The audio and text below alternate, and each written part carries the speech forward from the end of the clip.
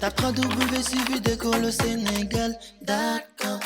À école au Sénégal, c'est facile, tu n'as qu'à te connecter. Tape école au Sénégal, les leçons sont beaucoup plus détaillées.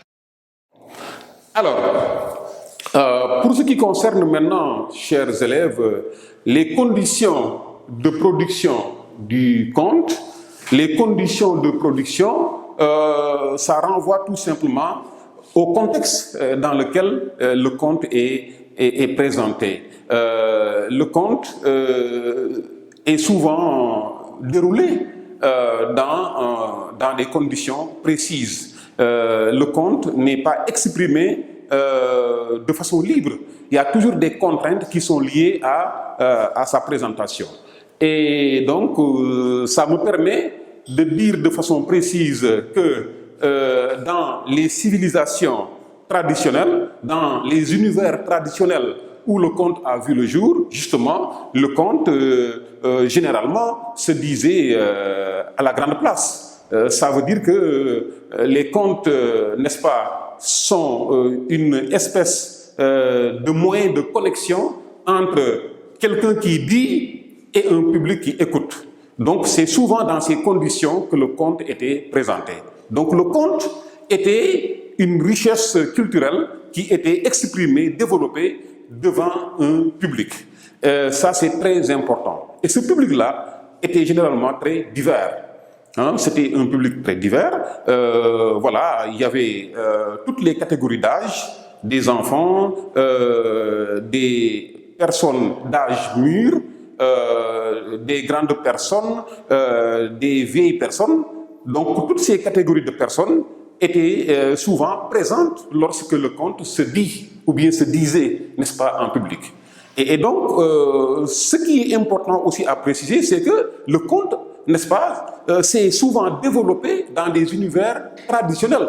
Le conte, à l'origine, n'était pas une pratique urbaine.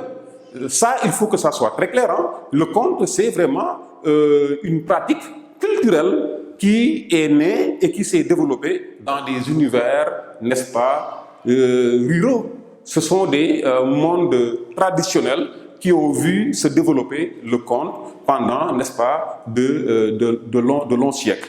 Alors, donc, le conteur, généralement, développe, n'est-ce pas, son récit après, n'est-ce pas, la tombée du crépuscule. Le conte ne se disait pas pendant la journée, parce que la journée, évidemment, les gens sont occupés, ils travaillent, ils sont dans des occupations précises.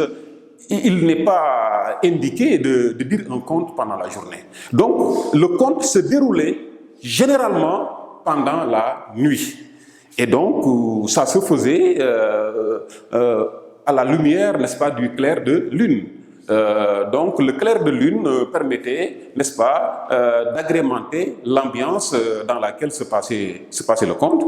Donc, la nuit, d'abord, ensuite, un public qui écoute et un conteur qui est au milieu et qui débite son conte et qui tient en haleine, n'est-ce pas, son public pendant de longs moments, parce que tout simplement les conteurs, on pourrait y revenir, sont aussi de véritables maîtres de langue, comme le disait si bien Léopold Sédar Senghor. Vous savez très bien que c'est lui-même qui appelle les griots, les gens qui s'occupent en tout cas de la parole dans les univers africains et qui sont très forts dans ça. Senghor les appelle des maîtres de langue. Donc un maître de langue, on peut tout simplement considérer que c'est un griot, un maître de la parole, quelqu'un qui a la capacité de tenir en haleine, n'est-ce pas, son public pendant très longtemps par le contenu de son discours. Alors donc, ce sont ces maîtres de langue-là qui débitaient les contes pendant la nuit. Et comme je vous l'ai rappelé, ça se passait sous le clair de lune. Alors, l'autre condition, c'est quoi? C'est que aussi, dans la plupart des cas, le conte se faisait ou bien s'exprimait après le temps des récoltes. Le temps des récoltes. Pourquoi? Mais parce que tout simplement, il n'était pas possible, c'était pas concevable que le compte puisse être exprimé, puisse être présenté au moment où, justement, les populations sont occupées en tout cas, à préparer les récoltes, à préparer les champs, ou bien à les labourer, ou bien, voilà, à les cultiver. C'était pas possible. Donc, dans la plupart des cas, le conte se développait, le conte se présentait, n'est-ce pas, après le temps des récoltes. C'est comme ça que ça se passait.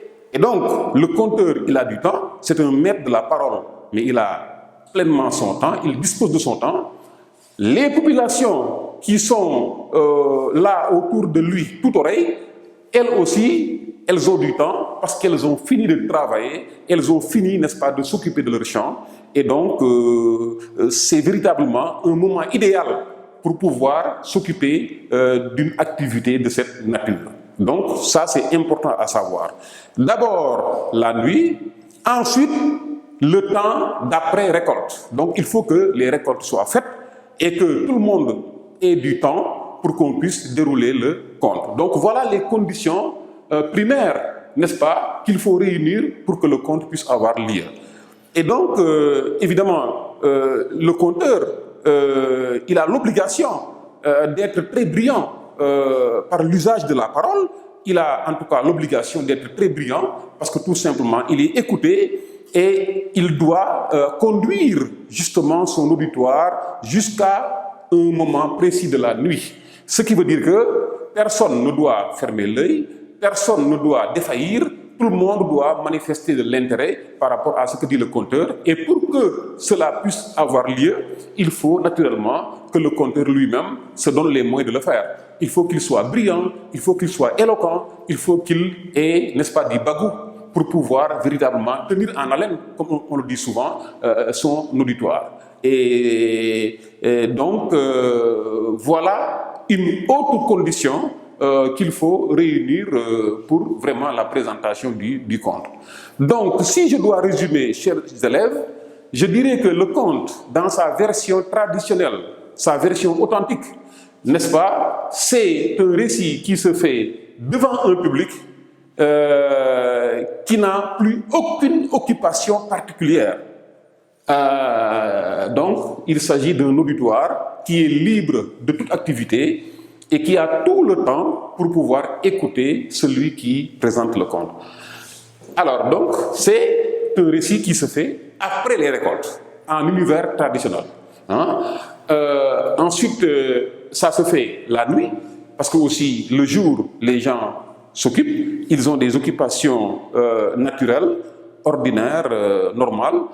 On ne peut pas dire le conte, n'est-ce pas, pendant la journée. D'ailleurs, pour entériner, n'est-ce pas, cette option, pour vraiment donner de la valeur à cette option, qui consiste à dire le conte pendant la nuit, on dit souvent qu'il est même dangereux, quelque part, de dire le conte pendant la journée. Donc, les grands connaisseurs de ce genre ont souvent tendance même à faire peur aux intéressés en leur montrant le danger qu'il y a à présenter le conte dans la journée. De sorte que, finalement, tout le monde finit par y croire. La plupart de ceux qui ont écouté les contes, si vous les interrogez, ils vous diront qu'ils n'ont jamais osé, n'est-ce pas, écouter un conte pendant la journée, parce que tout simplement, ceux qui sont experts en la matière leur ont souvent dit que dire un conte pendant la journée, c'est vraiment une malédiction et que ça peut être extrêmement grave, aussi bien pour celui qui dit le conte que pour celui qui l'écoute. Donc voilà un peu autant de raisons qui font que le conte, justement, ne pouvait se présenter que la nuit. Alors, voilà, chers élèves, pour les conditions de production du conte. Suivi d'école au Sénégal, d'accord.